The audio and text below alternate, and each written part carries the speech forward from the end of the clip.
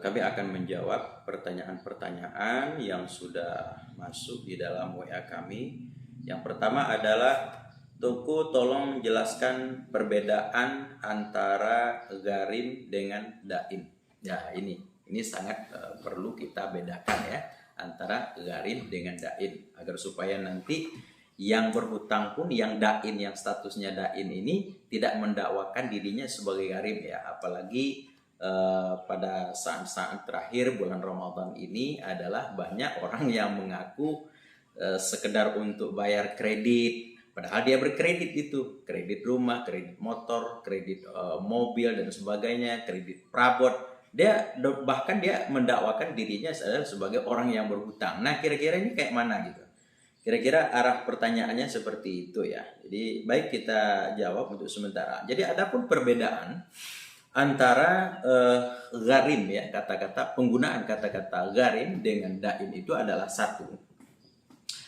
Kalau merujuk kepada asal kata ya, asal kata daripada gharim, dia itu diambil daripada masdar gharmun.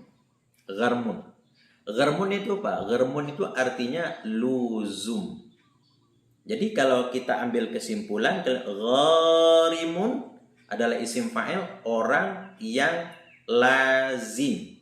Lazimnya apa? Malzumnya apa? Yang dilaziminya apa? Lazimnya itu pertama, lazim, dia itu lazim, mesti berhutang. Itu satu ya. Yang kedua, hutangnya lazim dibayar. Gitu. Nah, jadi dia berhutang, status hutangnya adalah mesti dia berhutang. Artinya kalau tidak berhutang, maka dia ini adalah pada posisi gawat umpamanya. Kalau tidak berhutang, maka anak keluarganya akan lapar. Kalau tidak berhutang, maka dia akan dibunuh oleh orang. Kalau tidak berhutang, maka hal ini tidak akan terrealisasi dengan baik dan bagus. Seperti itu. Jadi status dia berhutang itu artinya luzum, wajib dia berhutang. Kemudian ketika membayarnya ya, waktu bayarnya pun sudah luzum, sudah jatuh tempo.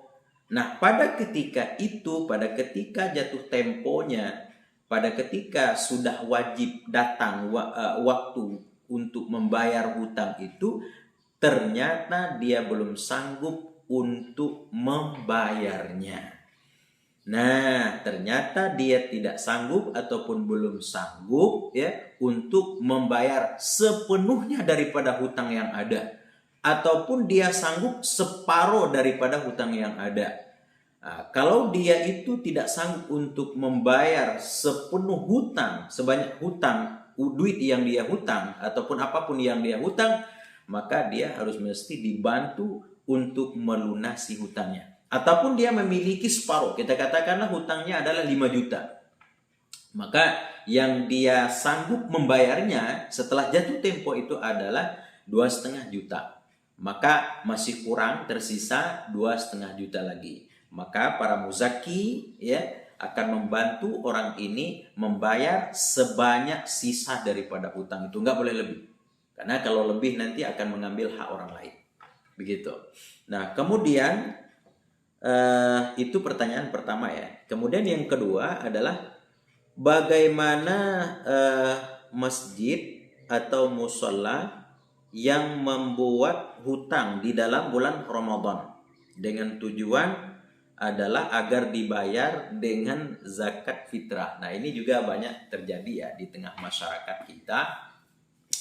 Ya, karena masyarakat kita ya tidak memahami ataupun belum memahami inti daripada gharim ini. Ya, gharim ini. Karena makna daripada gharim ini beda ya daripada makna dain. Ya, jadi kalau gharim itu orang yang hutangnya itu wajib, kemudian bayarnya wajib.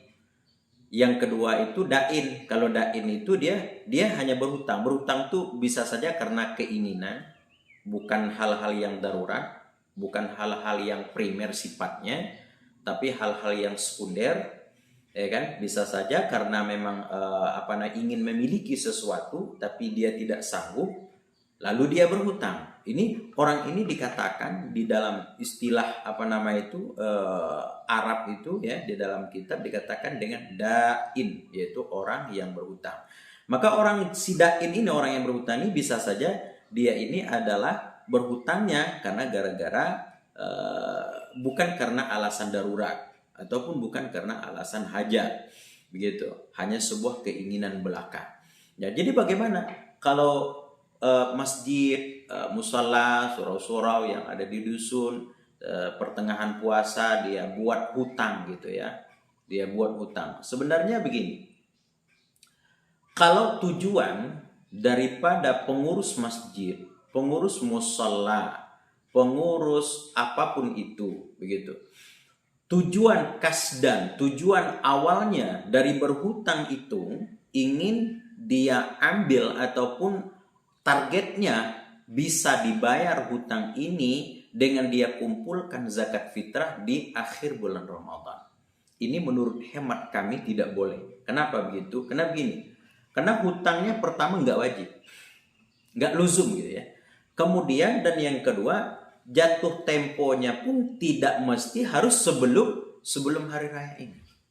Nah, makanya buat hutang oleh masjid, dibuat hutang oleh musalla, soro dan sebagainya, itu adalah tidak mencakupi makna daripada gharib. Jadi dia itu hanya sekedar boleh dikatakan dengan dain, bukan gharib. Jadi kalau dain dia tidak berhak menerima zakat. Dan tidak boleh berharap ataupun targetnya itu mengambil zakat-zakat fitrah di akhir bulan Ramadan ini dikumpul semuanya pada satu masjid ataupun pada satu tempat musalla untuk membayar hutang yang sudah dia buat ini. Itu tidak boleh. Karena bisa jadi ini ya, di dalam zakat ini yang paling diperlukan itu, yang paling diprioritaskan itu adalah sebagaimana yang Allah jelaskan di dalam Al-Quran dalam surah At-Taubah ayat 60 itu adalah innamas sadaqatu lil fuqara'i wal masakin. Jadi yang pertama itulah dikedepankan, diprioritaskan itu adalah fuqara, para fakir. Kemudian yang kedua adalah para masakin, jadi orang-orang miskin. Jadi untuk gharimin itu jauh, ya. Apalagi dia ini tidak termasuk dalam gharim, ya. Jangan mendakwa. Orang yang mendakwakan gharim itu belum tentu gharim. Jadi perlu dikaji kembali makna daripada gharim ini seperti yang dijelaskan tadi. Nah, kemudian bagaimana kedudukan zakat fitrah orang yang membayarkan zakat itu kepada orang yang berhutang tapi bukan gharim? Tidak sah. Tidak sah. Jadi kalau zakat fitrahnya yang mustahiknya gharim, kalau lalu kita bayar kepada orang yang berhutang dain, itu nggak sah. Karena orang yang mustahik zakat itu gharim bukan dain. Jadi ini antara dua istilah ini harus dibedakan, begitu ya. Ya, jadi sama halnya ketika sebuah masjid ataupun sebuah musalla, surau dan sebagainya dia buat hutang di pertengahan bulan Ramadan ini, lalu dengan mengharapkan dibayar nanti oleh masyarakat di akhir bulan Ramadan dengan mengumpulkan zakat-zakat fitrah yang ada di dalam dusun itu, ini sama halnya dengan merampas hak-hak fakir miskin.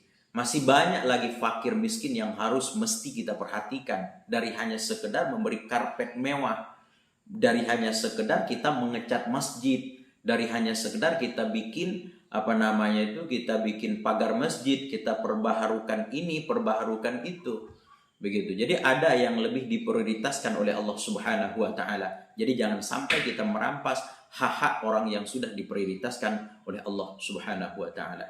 Demikian wallahu a'lam.